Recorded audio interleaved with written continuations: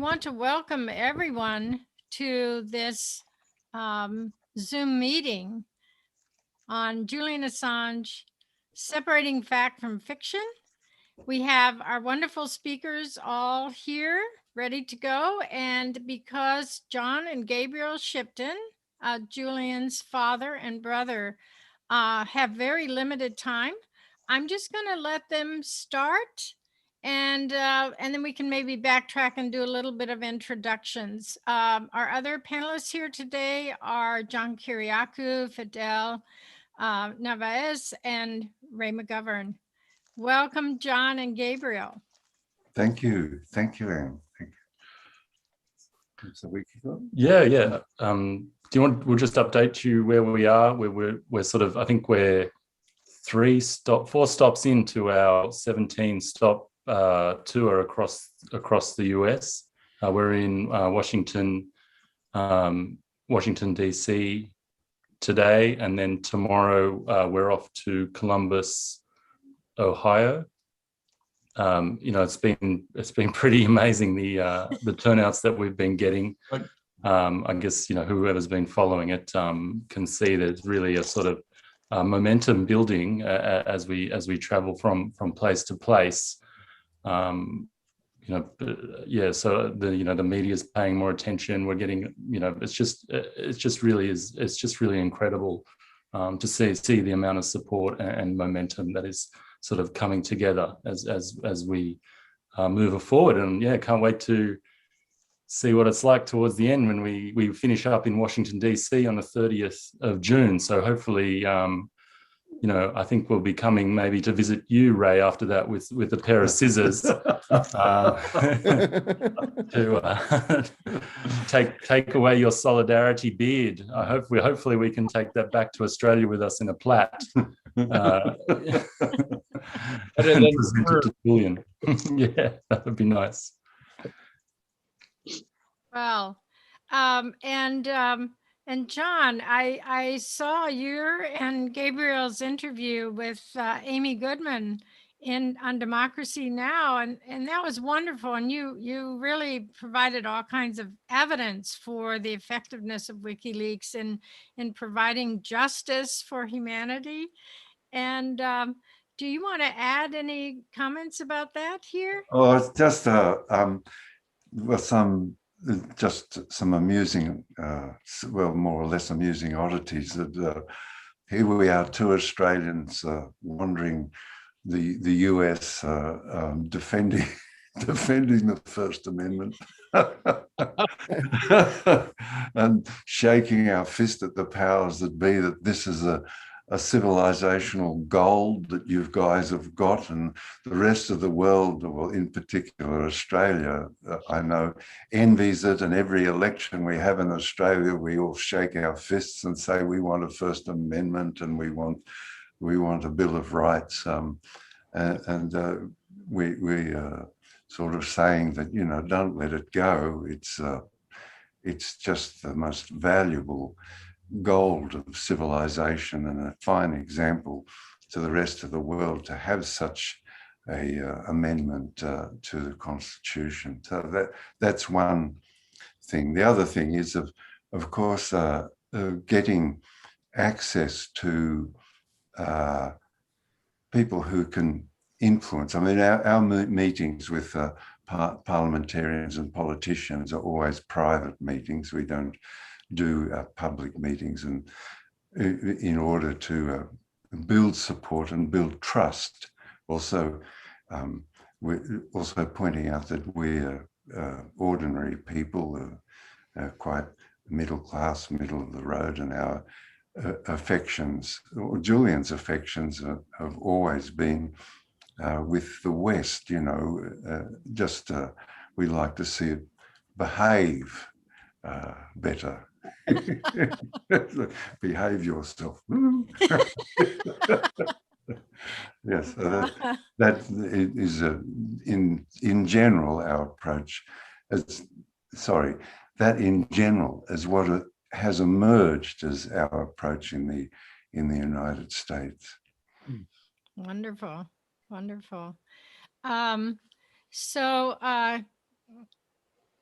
do you find that American people need to have an education about who Julian is?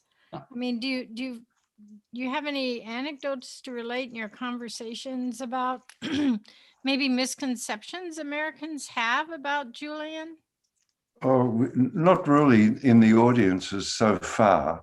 The matter now is moving into its 13th year, so you can't expect, in the deluge of change that's happened over the last 13 years, it would be unfair to expect the American people to be up to date on Julian Assange's matter when there's ceaseless change and the grinding of geopolitical tectonic plates and climate change and those sort of concerns overwhelming people's consciousness with vast movements of history. So it would be a little unfair. However, we've found the audiences willing, open, and in quite a few cases, erudite.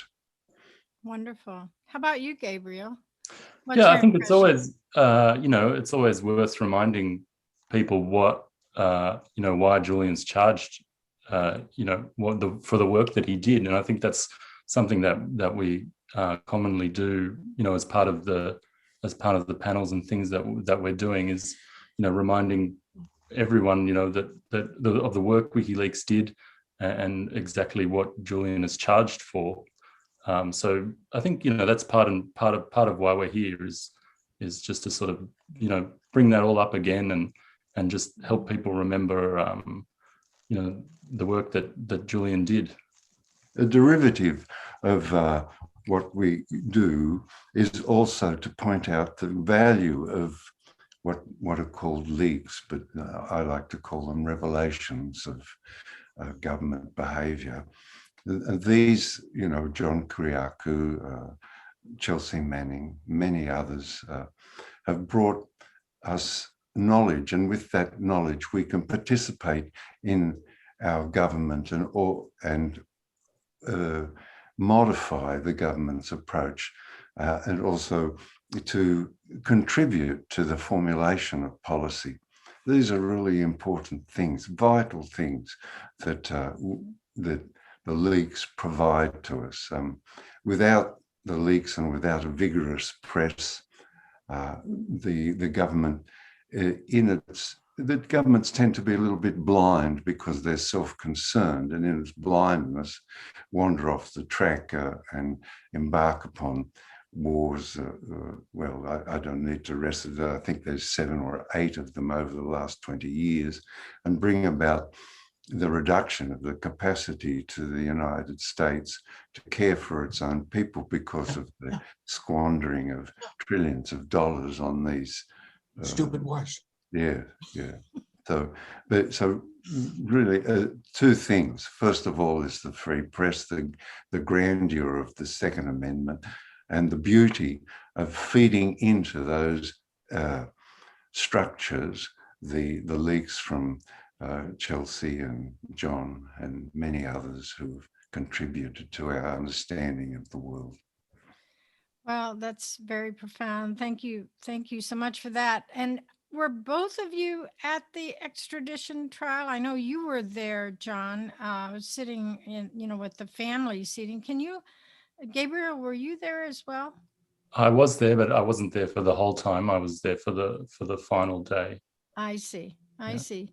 So would either of you like to tell us some of your firsthand experience sitting in that trial and watching what was going on in Judge Baraitser's court? Yeah, I just can add one thing, which is fairly important, is that the rules require each side to be equally armed, so the defense equally armed to the prosecution. And that way, somehow or other, the truth will emerge and the judge can make a proper decision. And Julian's, in the prosecution circumstances, these instructing solicitors from the Department of Justice sat alongside the prosecutor, James. In Julian's circumstance, he was in a glass box up the back. for for terrorists. And this glass box had a raised floor and also a slot about 1.5 inches wide now and again. So in order to instruct his solicitor and his barristers, Julian had to sit on his knees and put his lips to this slot. And on the other side, as a consequence of the raised floor, the solicitor had to stand on her tips toes and put her ear to the slot. Any instructions were thereby heard by the prosecutor and the prosecutor's instructing staff.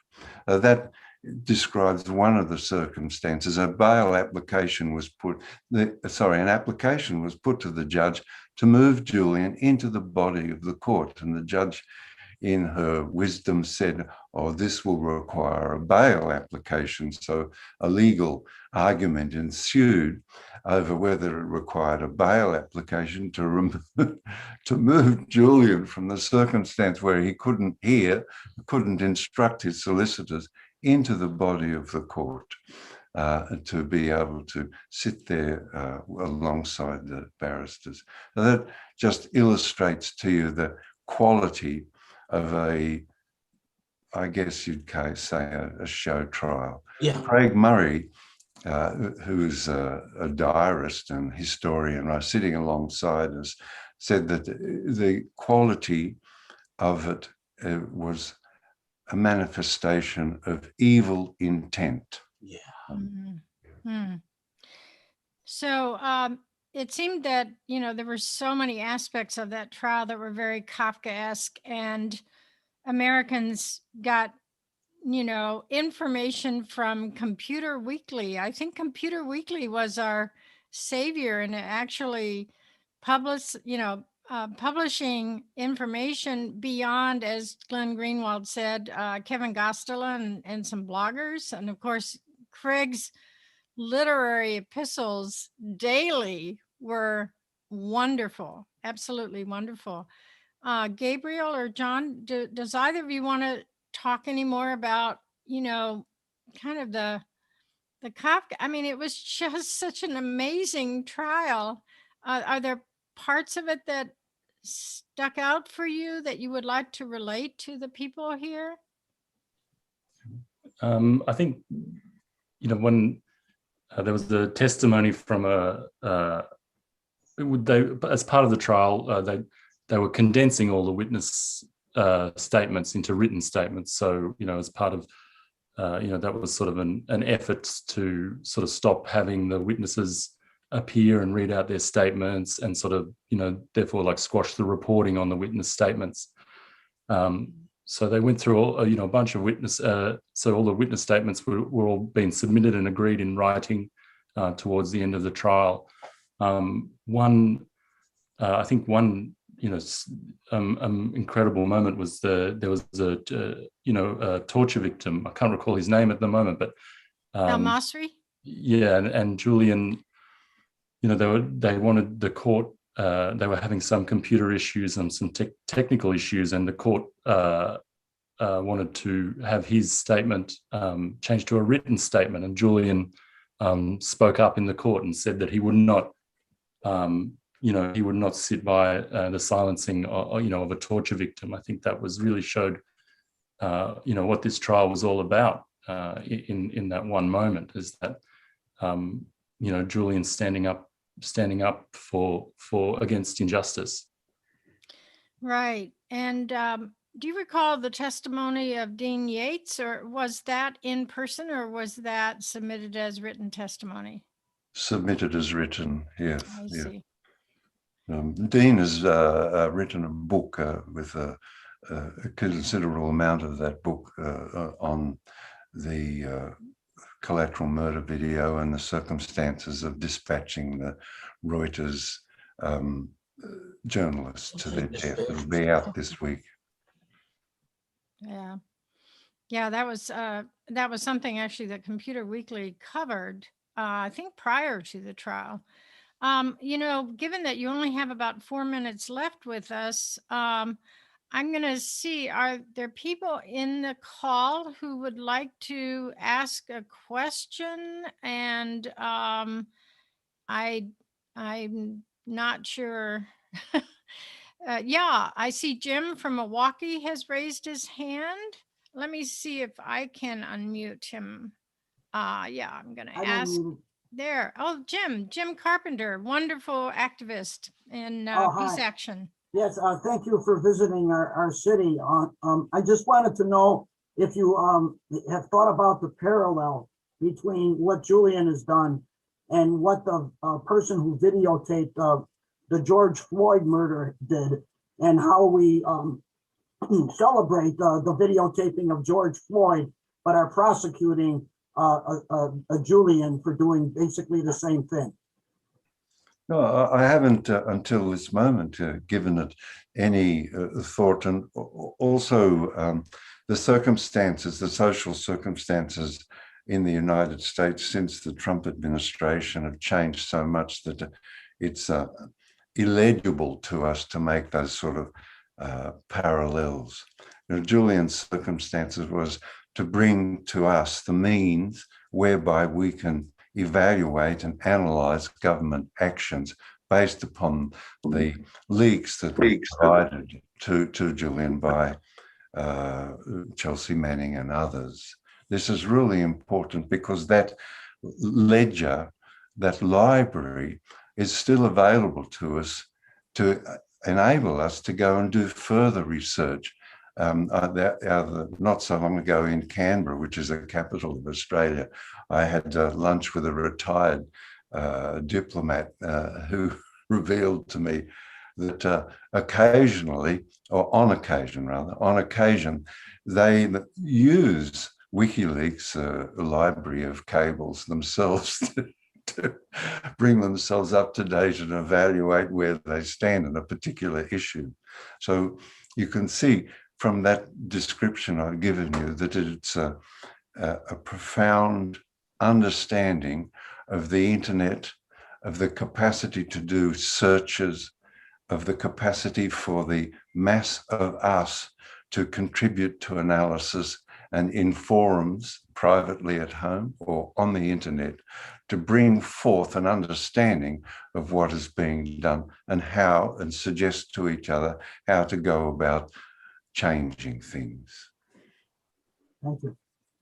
Thank you. So do you know if Julian is getting his mail? Someone in chat has asked that question. Let me see. That's Carolyn. Someone named Carolyn in chat has asked that question. And I see James has a hand raised. Yeah, he should be getting his mail if you follow the instructions on writejulian.com. Yeah.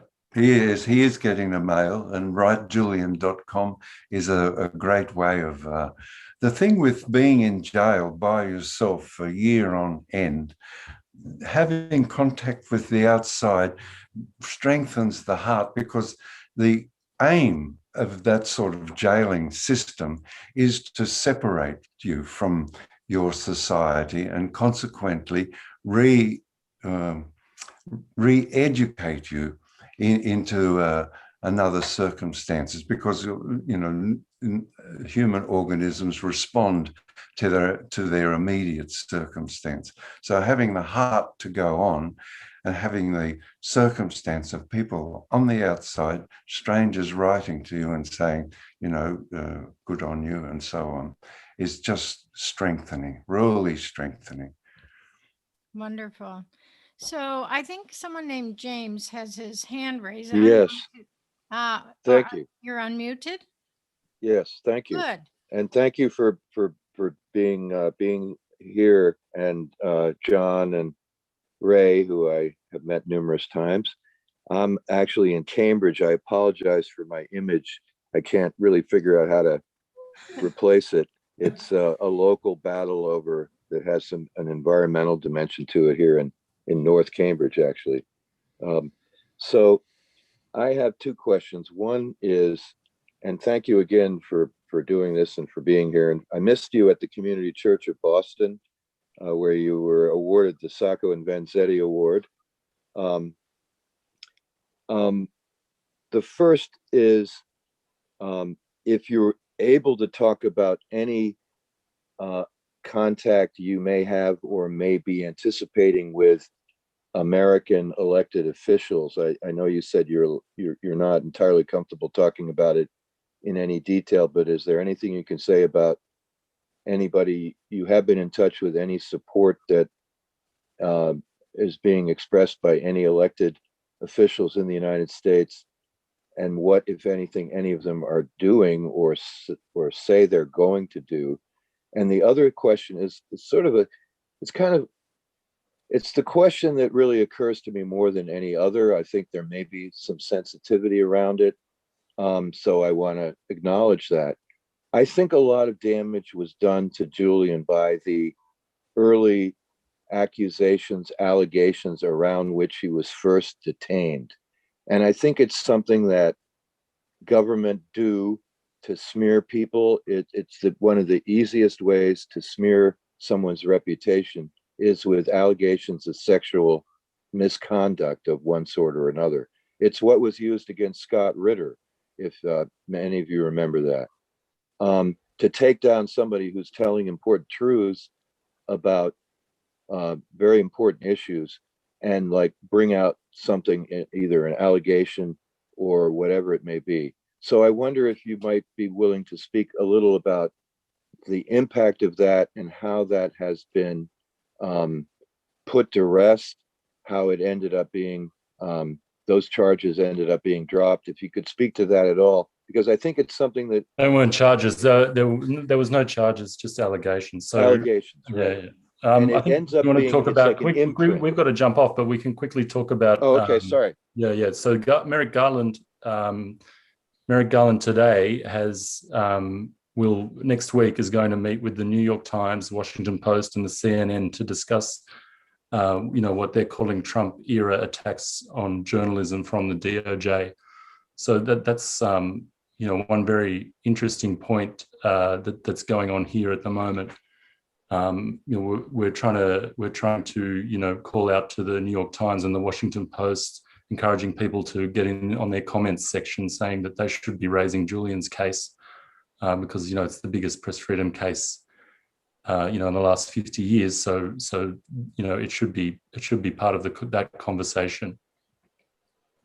Thank you. I want to say I hope to meet John Kiriakou and dear friend Fidel there soon, and Ray. Thank you very much. Thank you. Thank you both so much for being with us. We appreciate your taking the time. And I understand you have an event at 5 o'clock in DC. Yes, Busboys and Poets. Ryan Grimm's joining us, Marianne Williamson, and Chip Gibbons. So really looking forward to that. It's just crazy. Everywhere we go, we're having these great turnouts. Who would have thought that this would have been possible a couple of months ago, but here we are. Well, we're really looking forward to your visit to Milwaukee on June great. 19th. We are too. An outdoor event rally for people to come and speak with you at just north of the Sunburst sculpture in Milwaukee on Wisconsin Avenue. So anyway, we look forward to actually meeting you in person. Thank you so much for being here. Your host at Busboys and Poets is the great Andy Shalal, a wonderful restaurateur in Washington, D.C. He's a wonderful guy. Yes. Thank you. Thanks, everyone. Bye. Ciao, ciao. Bye. Bye-bye. Bye-bye. I put an article in the chat from Niels, the UN Special Rapporteur on Torture, Niels Meltzer, called Demasking the Torture of Julian Assange. And I think that one addresses the sexual allegations and the 9 years of an investigation that never rose above an investigation, and allegations, never charges. Thank you, Anne. And if someone could put in the Republic, I was actually looking for the Republic article. I think people here may know that. I'll look for it later as well. Okay, well. And may I add one thing about the sexual allegations? Absolutely. Please just jump in. I think that this is a well thought out strategy on the part of the Justice Department. And it's because they've seen over the years that people have tended to rally around those accused of making whistleblower revelations. You know, you look at people like Matt DeHart, for example, or the Vault 7 whistleblower, or Scott Ritter. The Justice Department will throw these accusations of sexual impropriety, sometimes even involving children, and immediately supporters walk away because no one wants to support a pedophile or a rapist or a sex predator. And then they never offer up any kind of proof or evidence that any such crime ever occurred. Right. Well, by the time they're called to account, which happens, the whole case has been wrecked from the perspective of the accused. His supporters have walked away from him. Yeah. And then there's this whiff still of impropriety. This is an insidious thing that the Justice Department does, and we all have to stand up to it. Is it just the Justice Department? Do you think like CIA? My guess is that it comes from CIA, from NSA, from FBI. Sure. Right. Thanks. Yeah, it's an imprint. It's an imprint. It's hard to shake. Once that imprint is there, from the very first encounter that many people have with a public personality, I think most people don't ever read the WikiLeaks, as good and important as they are. Agreed. Most people don't ever read that stuff. They just see a cursory media report about it. But what grabs a lot of people more are salacious stories about personalities. Yeah. And that's what sticks in people's heads. And I think if we want to support Julian and the work of people like Julian, we have to find ways of reckoning with that. And so I appreciate Pamela and placing some things in the chat, and really appreciate your speaking to it, John, because I think it's how they took down Scott Ritter. And in his case, you're exactly there may have been some evidence of something, but man, they took him out. The story. Anyway, thank you. Matt DeHart is the same way, and I'll keep this very short. Matt DeHart was accused of having child pornography on his computer, and he denied and finally was granted a hearing on the contents of the computer. And not only was there no child pornography, there was no pornography, period, of any kind. There was nothing sexual of any kind. The judge told the Justice Department they should be ashamed of themselves. And they just said, oh, well, we're sorry. It was an administrative error of some sort. Well, Matt DeHart was already ruined by that point. And you can't recover from something like that. Yeah. Thank you. So thank you very much for that discussion. I think perhaps we should hear now from Fidel Narvaez, whose tour as consul and I think secretariat at one point in the Ecuadorian embassy overlapped Julian's. In fact, he helped, I think, Julian to get asylum in the Ecuadorian embassy.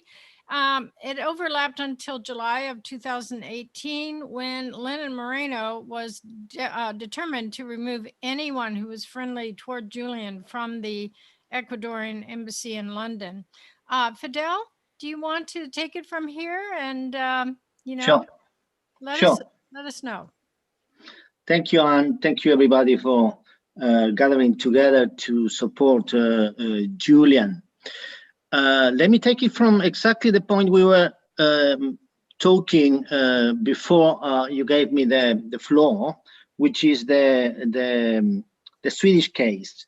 Why do I do that? Because according to the title of the session, we need to separate facts from fiction. Yeah. And if Julian spent so many years, 7 years, and under the political asylum protection of Ecuador, it was not related to Sweden at all. Many people withdrew the support they had for Julian precisely because they said, well,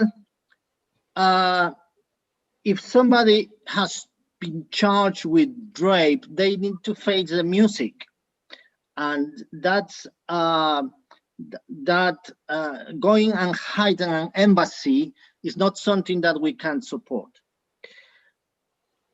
From the day one, political asylum was granted regarding the political persecution from the United States regarding journalistic activities of Julian Assange. Nothing to do with Sweden. But the UK, from day one, also said that there is no political persecution, there's nothing to do with journalistic activities, that the only reason why they have surrendered the embassy, they have launched a huge siege operation that lasted 7 years, basically, was the request from Sweden. So that case, as it was mentioned here, never got charges. It was always a preliminary investigation. That case was opened and closed several times. And it is not true that the case expired while Julian was in the embassy. The Swedish, in fact, came finally after 5 years of diplomatic dispute with Ecuador. They finally came and interviewed Julian in the embassy. Of course, they didn't have anything to bring charges, and they closed the case. The UK, that always said that it was a Swedish case, when the case was closed, then said, oh, okay, this is not about political persecution. This is not about journalistic activities. This is about jumping bail. Jumping bail for a case that was closed. So another thing that we need to realize is that no country will launch such a manhunt that cost millions of pounds to surveil the embassy, to spy on the embassy. And the UK even threatened with storming the embassy for a man who jumped a bail. Yeah. Jumping a bail is not even a crime in the UK. It's something that many people do, and you get either a fine or you get a couple of weeks in prison for doing that, or you get community services. So that's regarding the Swedish case. It's also not true that Julian Assange had some kind of agreement, hidden agreement with the Ecuadorian government in exchange of political asylum. His case was always about human rights. There was not anything else on the table, like many people speculate. Julian Assange maybe knew something about the government that the government didn't want to be published, and that's why he was protecting Julian. It was never the case, and it was not the case that Julian Assange stayed in the embassy was some kind turbulent or wild, and that Julian was some kind ungrateful and rude and clean. All that is fiction. I was there for 6 years, and to be said, we need to differentiate two periods during those 7 years of Julian in the embassy. The first 5 years under the government who granted asylum, when he was truly protected, always under difficult conditions, a small apartment, siege by the police and everything. But it was a respectful relationship from him towards us, from us towards him. We were protecting him. He was able to work. He was able to publish. He was able to have visitors. And then the second period, especially the last year, under the new government of Lenin Moreno, when everything changed, obviously protection stopped, it was obvious that the new government was surrendering under the pressure of the United States, and all of these allegations of misbehavior, of violence, of even uncleanness is made up in order to try to justify what they finally did, which handing Julian over to its persecutors. So basically, I will start with that and give the floor to somebody else, and I'm happy to answer any questions you might have.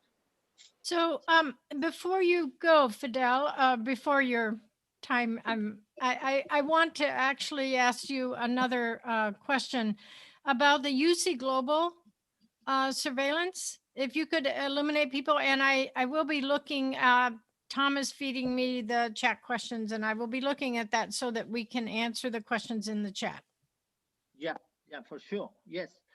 Listen, before Julian arrived to the embassy, You're kind of, your sound is fading out a little. I will get closer to the computer. Before Julian arrived to our embassy in 2012, the embassy did not have any security guards, even no security cameras, no anything.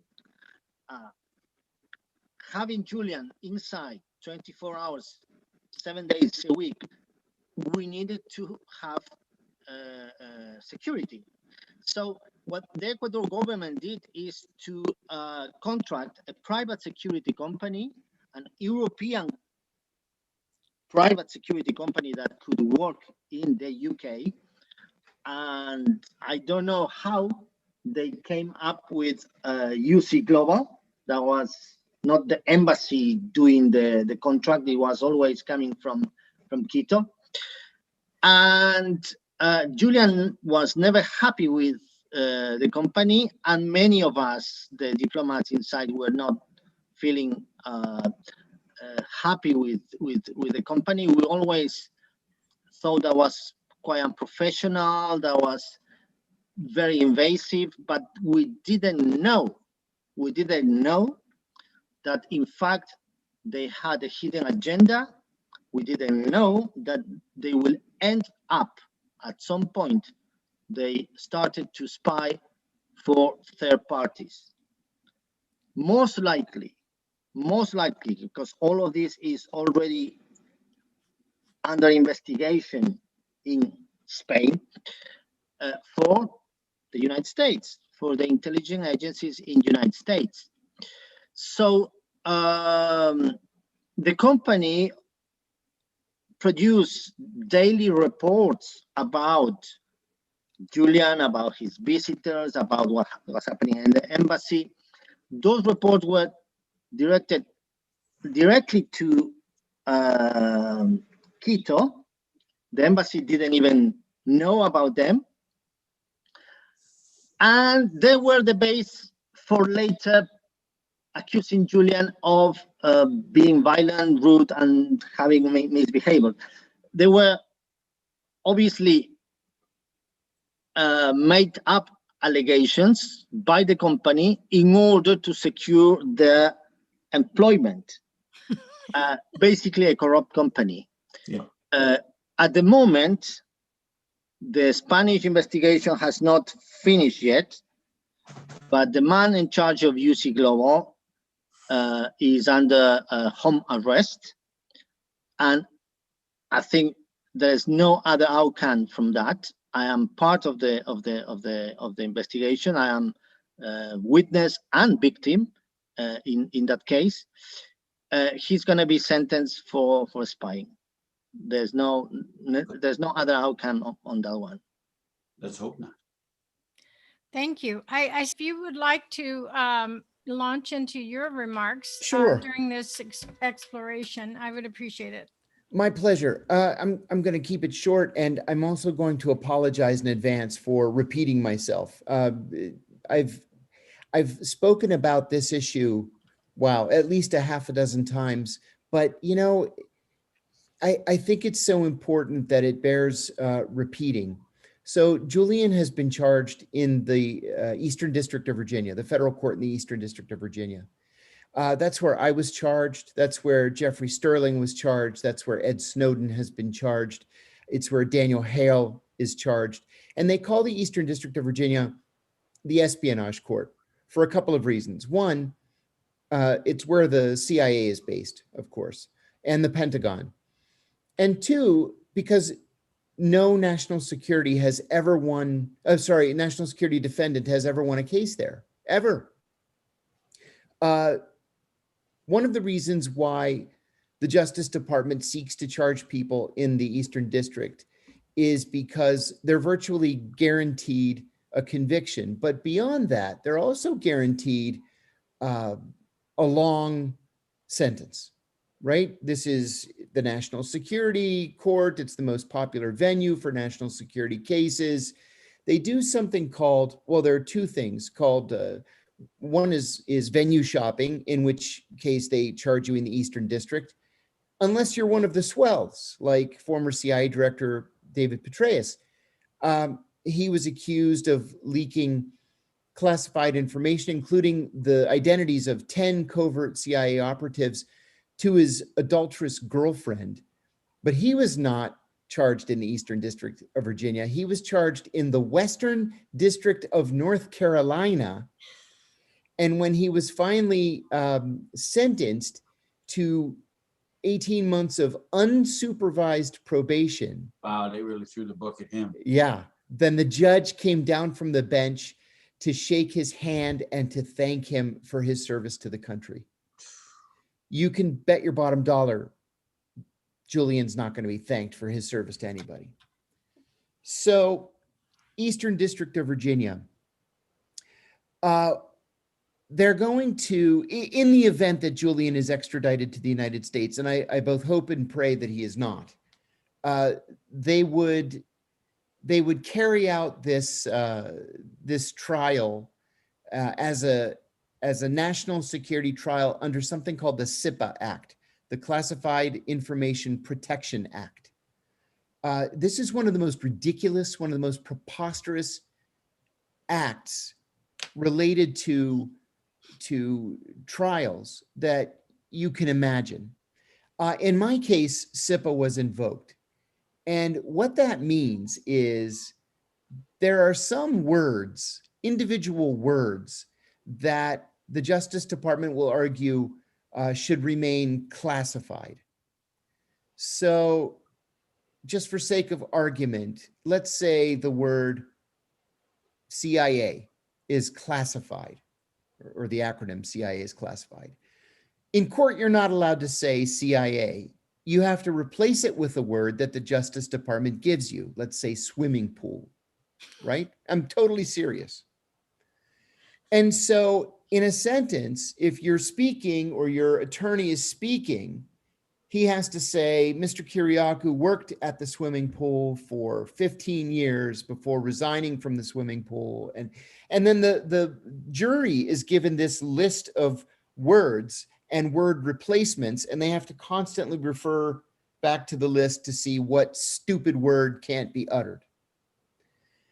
Another thing they do, and I thought this was really overkill, is in one of my hearings where they had invoked SIPA, they made everybody leave the courtroom, except, of course, the judge, the clerk, the bailiff, the prosecutors, the defense attorneys, and me. Everybody else was expelled. And then it took them an hour to unwrap plastic sheeting and with duct tape to cover the windows and the doors with the plastic sheeting so that the Russians couldn't shoot a laser beam at the window to detect the vibrations to hear what it was that we were saying.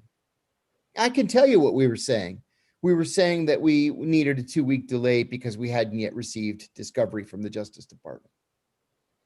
But this is what they're going to do. Now, the point isn't really to prevent the Russians from shooting the laser beam at the window, because the Russians don't give a shit about the hearing.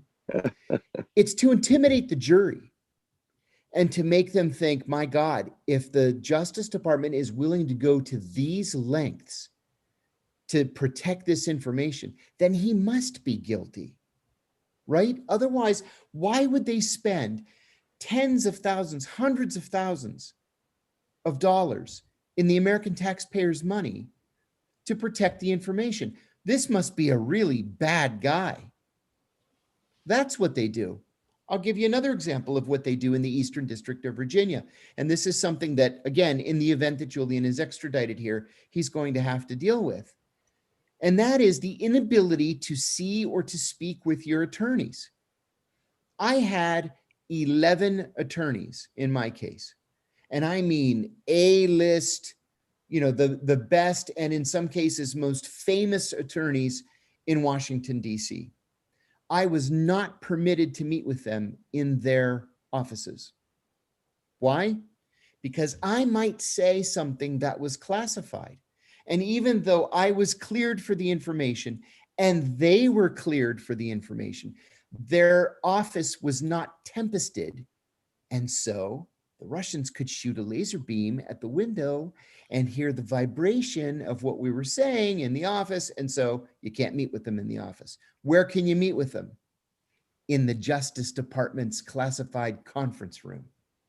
Now, can you imagine the only place that you can talk to your defense attorney is in the enemy camp's conference room?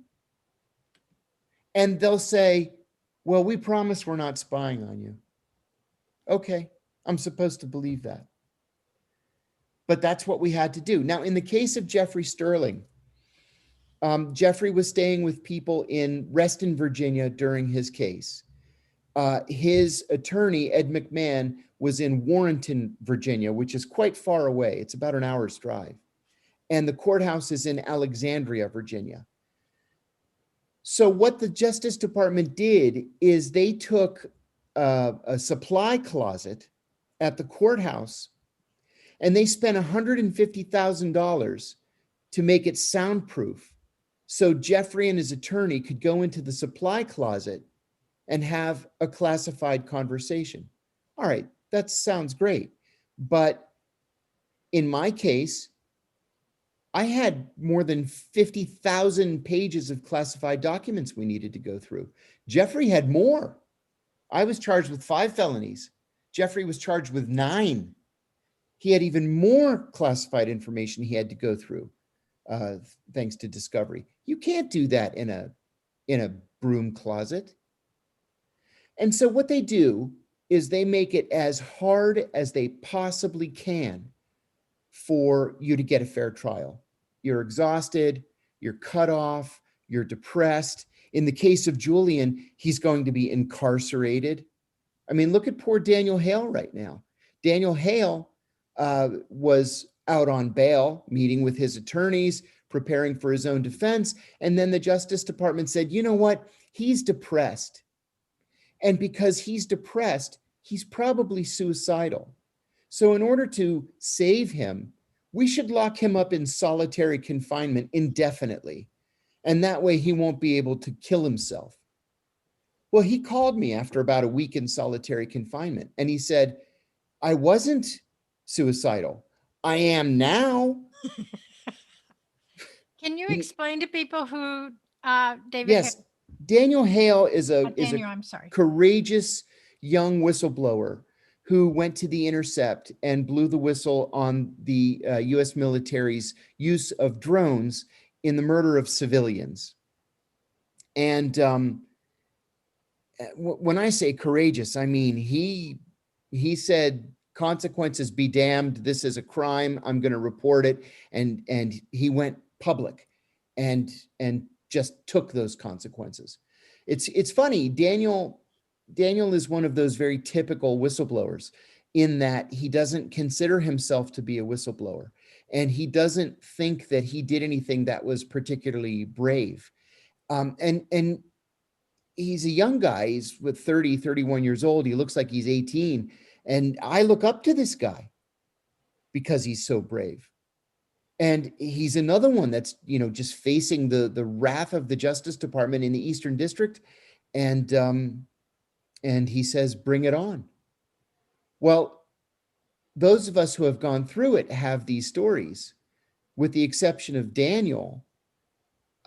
we didn't have to defend ourselves from a cage in the federal detention center. And with the way everybody has overreacted to Julian, purposely, of course, I can't even imagine what it would be like to have to defend myself while incarcerated, where you're not allowed to meet with your attorneys. You're not allowed to have classified conversations. Your phone calls are monitored. Your visitors are monitored. Your incoming and outgoing mail is both monitored. That's not justice. That's not what the system was set up to be. And so, my bottom line is, and has always been, that it is just simply not possible for Julian to receive anything akin to a fair trial in the Eastern District of Virginia. I'll add one other little short anecdote. As you might imagine, I was desperate as I was approaching trial. When you're looking at 45 years, or in the case of Dan Ellsberg, 100 years, you consider some extreme actions. And so a friend of mine is married to a woman whose uncle was O.J. Simpson's jury consultant. Okay? Not just O.J. Simpson, but William Kennedy Smith and George Zimmerman, and, the biggest criminal cases in America in the last 25 years. He's been the jury consultant, and he never, ever loses. So my friend called him and said, "Hey, I've got this friend. He's in big trouble in the Eastern District of Virginia. Do you mind helping out?" And I didn't have any money. And I mean, we were on food stamps. That's how little money that I had. So he did it as a favor. And he flew up to Washington from Texas. And we got him a top secret security clearance as part of my legal team. And he went through all of the documents. We ended up using 15,000 pages of classified documents in my defense. And then we had a meeting with all the attorneys around the Justice Department's conference room table in their classified conference room. And he said to me, "If we were in any other district in America, I would say, let's go for it. We're going to win this thing. But the Eastern District of Virginia," he said, "you don't have a prayer. Your jury is going to be made up of people who either work for or have relatives who work for the CIA, the Defense Department, the FBI, intelligence community contractors." He said, "You don't have a chance. If I were you, I would take the deal." And I slaved over that decision for a long time. And then finally, the Justice Department came back with what they called their best and final offer. And it was for 2.5 years in prison. My wife and I stayed up all night long, literally all night long, trying to come to a final decision.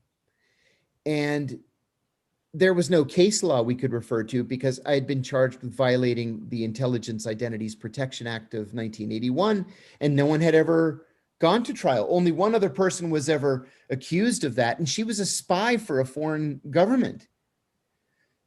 So I decided I didn't do anything wrong. I'm not pleading guilty. I'm going to go to trial.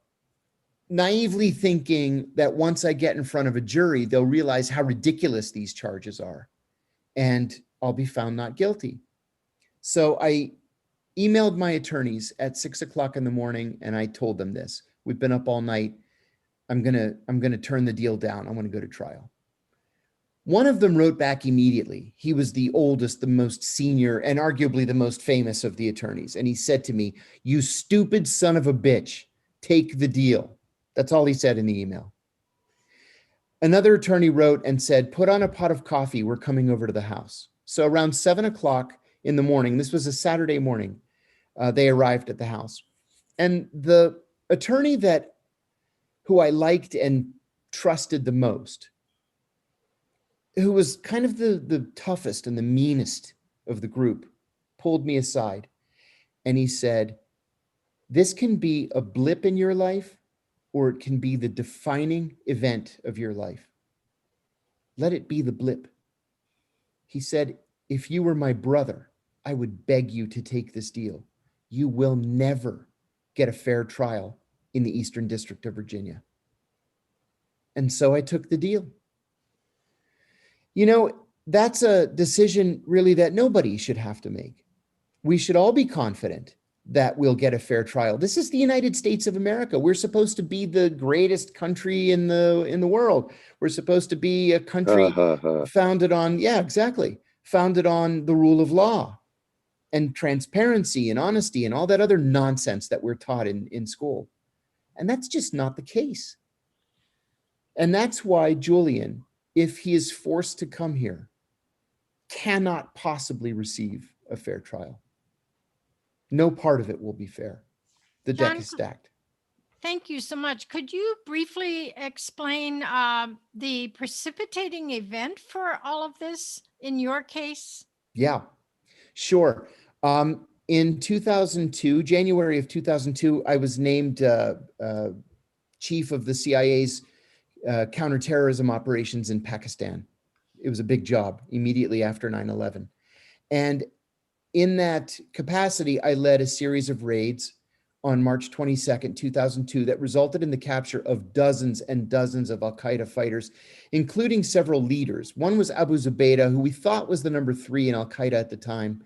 He wasn't, but we captured him. He was sort of their safe housekeeper, their logistics guy. And we captured several of their camp commanders.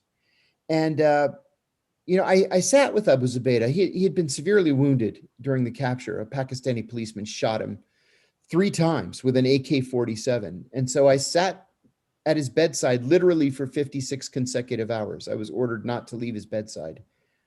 And I urged him to cooperate. I told him, I am the nicest guy that you are going to meet in this experience.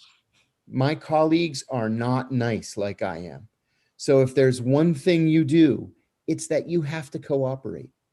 And he said, you seem like a nice man, but you're the enemy, and I'll never cooperate. So, you know, eventually we carried him out to an unmarked jet and loaded him onto the luggage rack in the back and tied him down, and he squeezed my hand. He was very upset. He was crying. He had no idea where he was going to go. And I whispered to him, remember, you have to cooperate. And he took off. Well, that was March 26th, 2002. On August 1st, the CIA began torturing him, and they tortured him mercilessly. You know, there were very clear rules about how to carry out these torture techniques. The rules were disregarded immediately. And so he was tortured to the point where his heart stopped beating, and he was revived only so he could be tortured more. And he was the guinea pig with which the CIA practiced torture techniques that they could then use against other prisoners that we were subsequently catching, mostly around Pakistan. And, you know, I'm reading these cables coming back to headquarters from the site of a secret prison. And I'm thinking to myself, this is wrong, wrong, wrong. It's illegal, first of all. It's immoral. It's unethical. Somebody has to say something. And I just assumed somebody would. I waited and waited and waited. Nobody said anything. Finally, I resigned from the CIA 2 years later, still waiting for somebody to say something. To make a long story short, finally in December of 2007, I decided to say something. And so I gave a nationally televised interview on ABC News with Brian Ross, in which I said that the CIA was torturing its prisoners. I said that torture was official US government policy. It was not the result of a rogue CIA officer that President Bush had said. And I said that the torture policy had been personally approved by the president himself. Within 24 hours, the CIA had filed what's called a crimes report against me with the Justice Department, and the FBI began investigating me. But they investigated me for a year, from December of 2007 to December of 2008, and then they sent my attorney a declination letter declining to prosecute me because they said that they had concluded that I hadn't violated the law. 3 weeks later, Barack Obama became president, and he named John Brennan as his deputy national security advisor. John and I have always hated each other, and I've been very public about that. He was in over his head intellectually, and he was a torture apologist, quite simply. I had no idea that John asked the Justice Department to secretly reopen the case against me. And so for the next 3 years, my phone was tapped, my emails were intercepted, and teams of FBI agents surveilled my family and me. 3 years. And finally, in January of 2012, I was arrested and charged with 5 felonies, including 3 counts of espionage, coming out of that ABC News interview. Thank you very much, John. Thank you. I'm going to ask Ray to speak. We're at about 2:08, and Ray, you can get your comments in, and then I think we may have just a few minutes for question. But thank you so much, John. Your story is so compelling, and I want to get your book, How to Survive Prison Like a Spy. It's on my list. I haven't gotten it Thank yet. you. I'll say that of all the books I've written, I'm the most proud of that one. But my wife told me that I make myself look like a real asshole. So be warned. Another reason to read it. Ex-wife. Okay. My ex-wife said. Oh, boy. Ray, Ray, would you like for me to share my screen and bring up your slides? Sure. Let me suggest that we try to put a little human face on Julian, the people he loves most, and what's happened to him and what happened to them. If we show the first slide there, I think it shows Julian in happier days. Yep, there we are. This was 8 years ago. These are Sam Adams Associates for Integrity and Intelligence. From left to right, Ann Rice, Julian, myself, Elizabeth Murray, and Colleen Rowley. We were visiting Julian. He put on a big spread for us. It was the glorious occasion. We were there to honor yet another recipient of the Sam Adams Award. Next slide, please. Now, very few Americans have seen this. This is Julian with little Gabriel. Now, we saw big Gabriel before. It's no secret that little Gabriel is named after Julian's brother, and that's shortly after he was born. And of course, they're still in the Ecuadorian embassy. Next slide, please.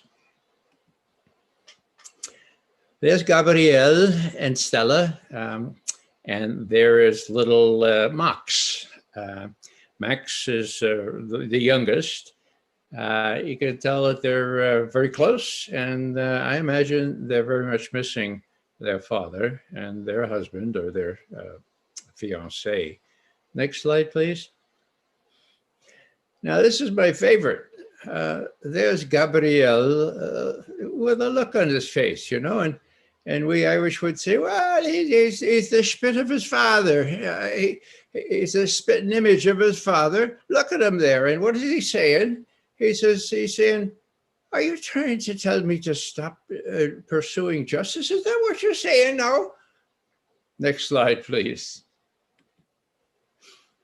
Okay, here's Julian on April 11th, 2019, unceremoniously dragged out of the Ecuadorian embassy in London in a very disheveled state. And that is pure and simple why I decided on that day to try to look as disheveled as Julian.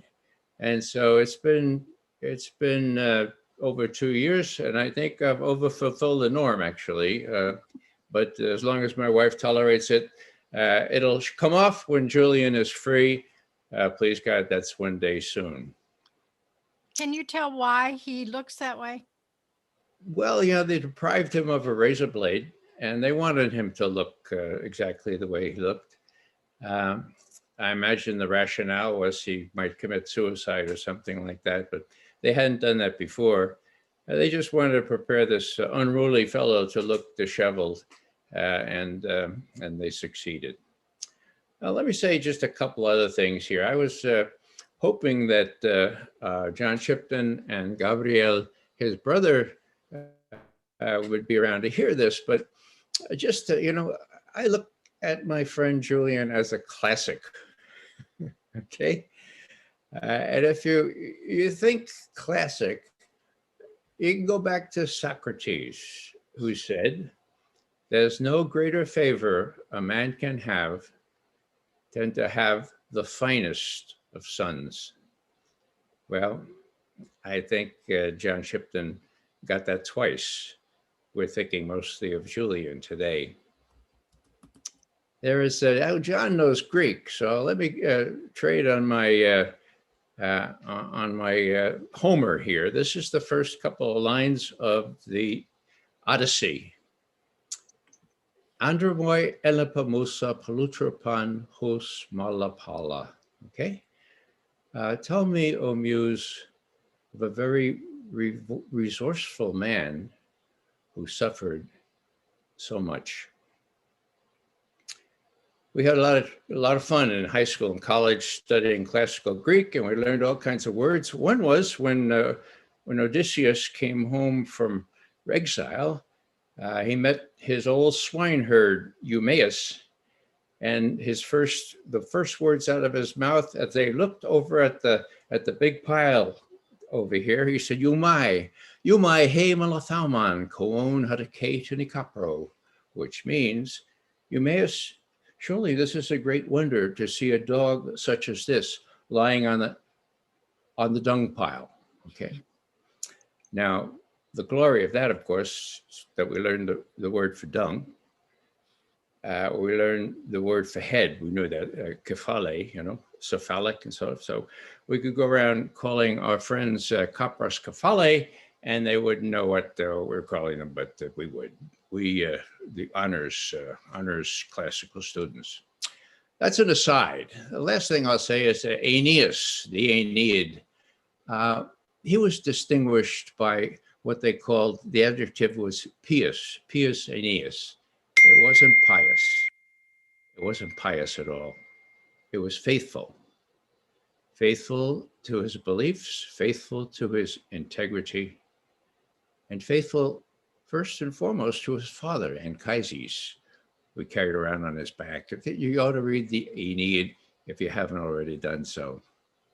And to finish off, so fast forwarding to modern times, we have Death of a Salesman. And I'll finish on that because it applies so much to my friend Julian, and I think you'll understand why. I put it here so I wouldn't forget it. Now, here it is. This comes out of the mouth of Willie Loman's wife, okay? She's feeling it for her husband, Willie.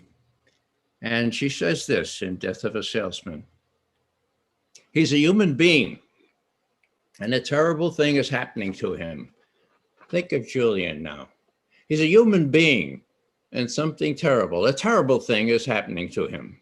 So attention must be paid. He's not to be allowed to fall in his grave like an old dog. Attention must be paid to such a person. End quote. Now, I know that Anne always has good ideas with respect to how, in practical terms, we can pay attention. And now's the time to pay attention. So I'll end here because we need a little time to do the Q&A and also to hear Anne's and others' recommendations as to what we can do for Julian right now without further delay. Thanks for the floor, Anne. Thank you, Ray, so much. Tom, I don't see any additional questions related to, that weren't just part of a thread.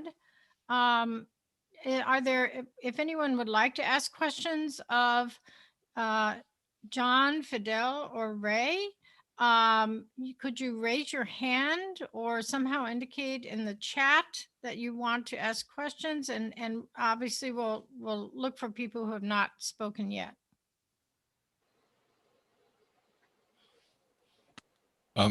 What about the question about striking jurors for cause? Oh, I didn't see that. Okay, thank you, Tom. Yeah, Can you?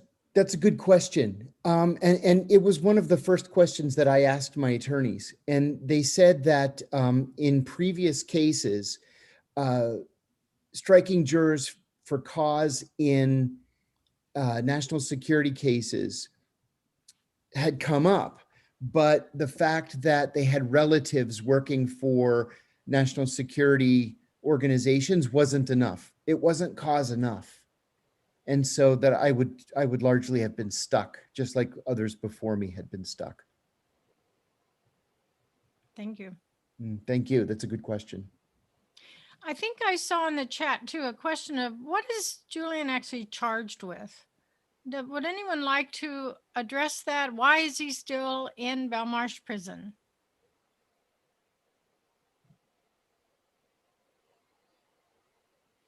Well, as I understand it, the judge has refused extradition on grounds that he wouldn't survive U.S. prisons. How's that for an indictment of U.S. prisons? Okay. And the U.S. Justice Department, so-called, has appealed that. And the appeal is going to the High Court in London. Months ago, it was said that it'll probably be in June. Now people are talking, well, maybe September. The name of the game here is to keep Julian confined, keep him moving around from court to court, from cell to cell, hoping maybe he'll catch COVID or just so that they can wash their hands of him. I'm sure, I'm not sure, but I think probably everyone would be delighted on the British and the American official side if just Julian would go away and they will have made their point that if you criticize a government, if you show a government actively engaged in war crimes, this is what happens to you, all right? No, this is what's going to get you. You live in Antarctica, you live in Australia or Chile, we're going to get you. It doesn't matter. We're all around the world. We're the United States. We're exceptional people, and we're going to get you. And what a damper that has had already on the ability of people to report misadventures or crimes of government. There have been lots of crimes of government that have not been exposed because, well, it's too difficult to do. People like James Risen, take him, for example. He used to have a lot of sources in the intelligence community. Why has he not had one story in the last 5 years? Why? Why? I think the question answered itself. And what does he do instead? He criticizes us for conspiracy theories. He criticizes us for saying, hey, Russiagate was a farce. Trump is right about that one thing and one thing only. And so Risen falls in with the crowd that says, oh, McGovern and Vinny and those folks, they're conspiracy theorists. Well, it's going to come out. It may come out at the summit that the real conspiracy was to keep the information down as to the unseriousness or the hoax that had become Russiagate. And just as an ancillary point there, if President Biden goes in with flaming arrows and saying, you better stop meddling, you better stop hacking like you did in 2016, Putin's going to say, oh, let me show you something, President Biden. Here's the testimony of the head of CrowdStrike. He says there was no exfiltration of information from the DNC. What information? Where's your evidence? In other words, it's going to go into buzzsaw. So that's the kind of thing that can come to light. But for the nonce, Julian is suffering, and we should all suffer with him. That's what sympathy means. And we need to do action as well. And Ann, I'm depending on you to give us some good suggestions. So thank you, Ray. I think we do have one question from Mark Taylor, and then we'll go to those suggestions. I'm looking for Mark Taylor to see if I can unmute him. There's a unmuted? couple additional questions. Mark? Yeah, thank you. I was just wondering if somebody could give a quick outline or agenda of what happens next with Julian's trial and a rough timeline. What should we be expecting in the coming weeks or months? The only thing that I know is what you said, and that is that his brother, Gabriel, told me that they're hoping something will happen in the fall. Okay, now, that's just typical. There are nothing certain here. They just keep people hanging. Will the High Court take it? Will the High Court do? So that's where it stands now. Someone else might know more. John, do you perhaps know, or anyone else? I know that on the AssangeDefense.org site, there is information about what's going on, and it's just as you say. It's there's no deadline, and then there are options. You know, if that's exhausted, then what happens?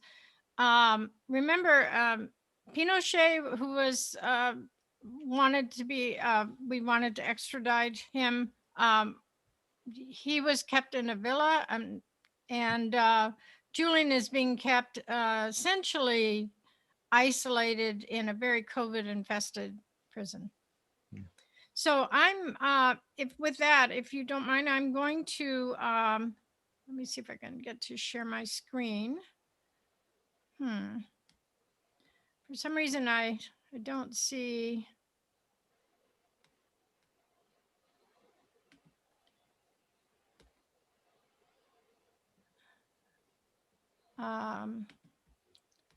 Let's see if I can get to share my, there it is. Okay. I'm going to share my screen, and I would like to talk about some things that people can do to help Julian.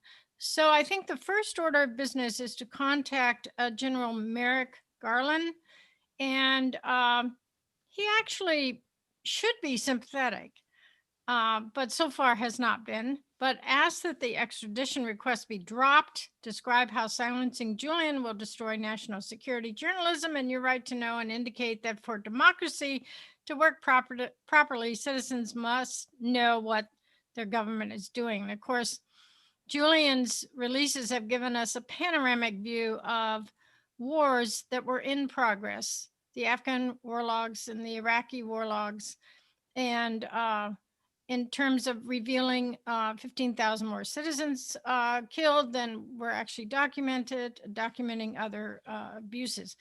So secondly, call the Justice Department comment line. The number is here. I'm going to put all of this in the chat. Call your US senators and representatives. And again, the number, this is a general number. Attend an event during the Home Run for Julian tour. This is the website. Contribute to the tour. Nathan sent me last night the best places to contribute to the tour, to contribute to Julian's legal defense, and to sign a petition to free Julian. So this came from Nathan Fuller of the Courage Foundation and Assange Defense. Learn about the importance of WikiLeaks releases, and you can do that at the Assange Defense site. Learn more from testimony at the extradition hearing. I think this is really important given the blackout on news from the testimony, and Assange Defense has organized this in a very nice way. But you can get lots of information there. Amy Goodman interviewed John and Gabriel just a few days ago, and that's a wonderful interview.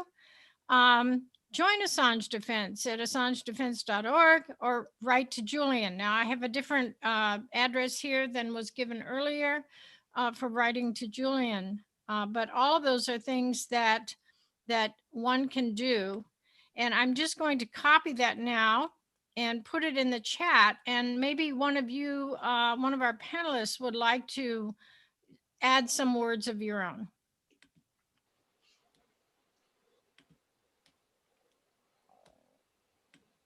May I say one more thing? Sure. You know, sometimes we think that whatever little actions we could take are inconsequential. And, you know, how far is $20 going to go? Or what's Julian going to care if I send him a postcard? I can tell you, as someone who spent 2 years in a federal prison and responded to every one of the 7,000 letters and cards that I received, that those postcards and letters can save a person. It can save Julian from a depression that is debilitating, crippling. You know, $20 to spend on phone calls can be a lifesaver. Just a kind word can be a lifesaver. There was a woman who I had never met in Ringgold, Georgia, who sent me a card on the very day that I arrived in prison. And all it was a picture of some roses in her garden and a few kind words. And I can't tell you what that meant to me. Now, Julian has been, effectively, he's been in prison. Effectively, really, he's been in solitary confinement for 10 years. That's really what it comes down to. He doesn't get out to see roses or birds or blue skies. And so something that we may take for granted is just, you know, as I said, inconsequential, could save this poor guy. So if you think that your little action is really not a big enough deal to bother Julian with, you're wrong. I'm sure he's going to be forever indebted for that kind word. Well, thank you, John. That's a wonderful note to go out on. And I want to thank Peace Action Wisconsin, who and Tom Rodman from Peace Action Wisconsin, who's provided all of our technical support here. I want to thank Assange Defense, which is sponsoring Gabriel and John's tour of the United States. And I really want to thank John and Gabriel for joining us, even though they're very busy in DC today. And I want to thank our wonderful, wonderful panelists, Ray McGovern, John Kiriakou, and anyway, and Fidel Narvaez. It is so wonderful to finally meet you. And and John, I'm meeting John for the first time. So thank you all. Thank you, our audience. Thank you, audience, for being here and for all of your wonderful questions.